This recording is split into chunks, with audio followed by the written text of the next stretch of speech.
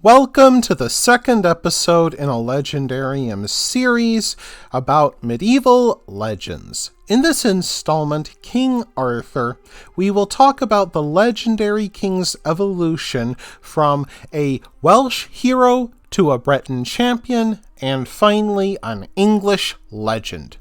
King Arthur is among the most famous literary characters of all time. The Arthurian legend encompasses the Knights of the Round Table, Camelot, the Holy Grail, the love affair of Lancelot and Guinevere, and the wizard Merlin. There have been countless books, films, television shows, games, and graphic novels retelling the Arthurian legend. Most likely, the king is not based on a single historical figure. Indeed, knowledge of Arthur's time is hard to come by because relatively few written sources were produced during the tumultuous days that King Arthur is said to have lived in. Rome ruled modern-day England and Wales for 350 years, keeping the Picts and Irish at bay with legions stationed throughout the island. Nothing symbolized Roman might like Hadrian's Wall. Yet by the 5th century AD, Rome began withdrawing the legions to deal with threats closer to home. Instead, they dotted the islands with Germanic tribes called the Anglo-Saxons, who received land in exchange for serving in militias against Pict or Irish raids. Only 100 soldiers garrisoned Hadrian's Wall in the north, many of them living with their families and farming land around the wall while serving in a part-time garrison. Small wonder that the northern Picts began raiding Romano-British farms south of the wall. At the same time, Irish tribes crossed the Irish Sea in animal hide and wickerwork boats, raiding coastal villages and carrying young people back as slaves. The monk Nennius portrayed the Irish raiders as the vengeance of God, writing that they destroyed the neighboring towns and lands, and reached the other side of the island, and dipped their red and savage tongue in the Western Ocean. Among the slaves was the man who would become known as Saint Patrick, said to have brought Christianity to Ireland. Nennius wrote of these times, "They left their cities, abandoned the wall, and dispersed themselves in flight. The enemy, on the other hand, pursued them with more unrelenting cruelty than before, and butchered our countrymen like sheep, so that their habitations were like those of savage beasts." Folklore claimed that a Romano-British king named Vortigern invited the Saxons to repel the Picts and Irish. Yet the Saxons had been living in Britain for generations by this time. It is possible that the Anglo-Saxon foederati sensed the weakness of their paymasters and turned against them to claim their share of the spoils. The legacy of Anglo-Saxon treachery may live in a part of Arthurian lore known as the Massacre of the Elders. According to this lore, the Anglo-Saxons invited the leaders of the Romano-Britons to peace talks at Stonehenge. Once the Britons laid down their arms, the Anglo-Saxons pulled long knives called seaxes from their boots and murdered 100 of Britain's leading men. Whether or not this story is true, it shows the ruthlessness of the Anglo-Saxon invasion. Surviving Romano-British aristocrats formed a mounted militia to serve as the core of an army to save Roman Britain. They made one of their bases in a Roman city called Camulodunum, now called Colchester, built in 40 AD by Emperor Claudius.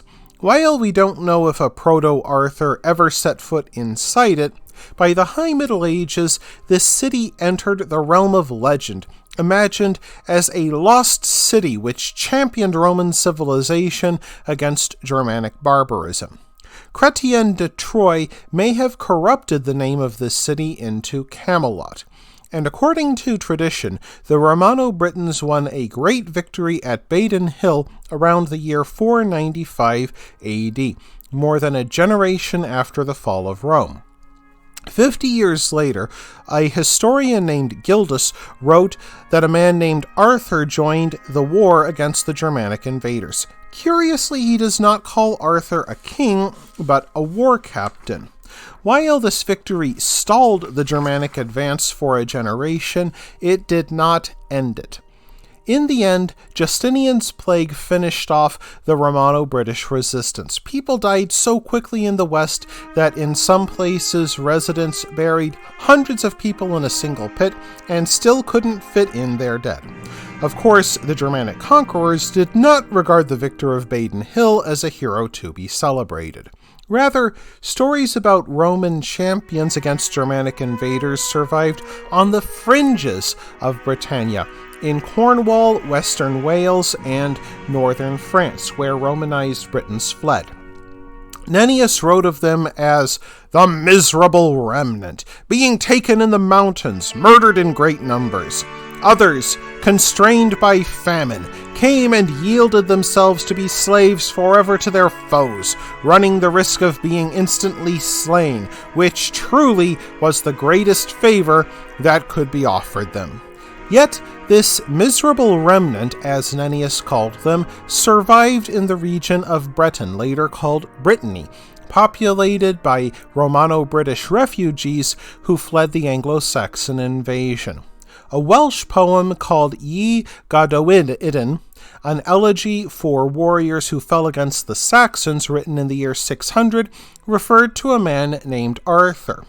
The poet described a certain warrior as a great hero, but commented that he was no Arthur.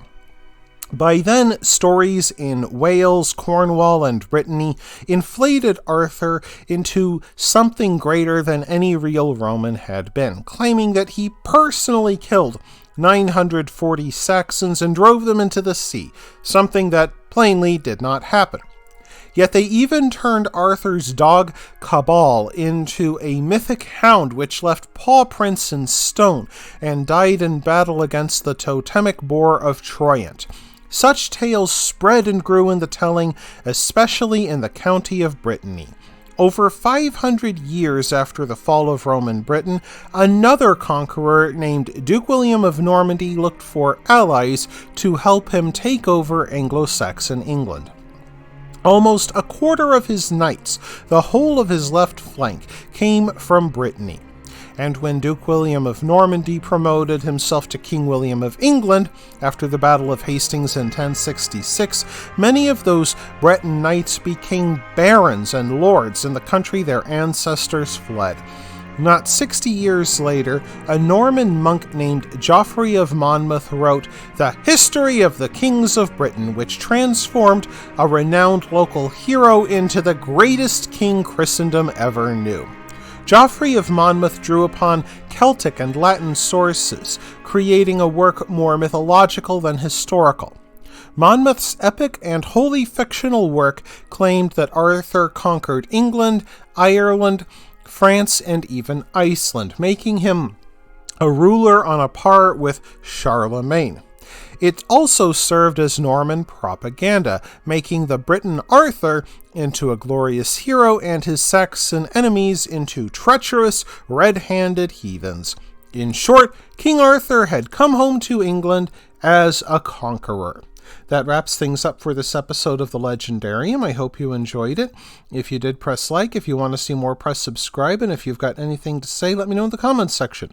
Thanks again for joining me, and I hope that you have a great rest of the day.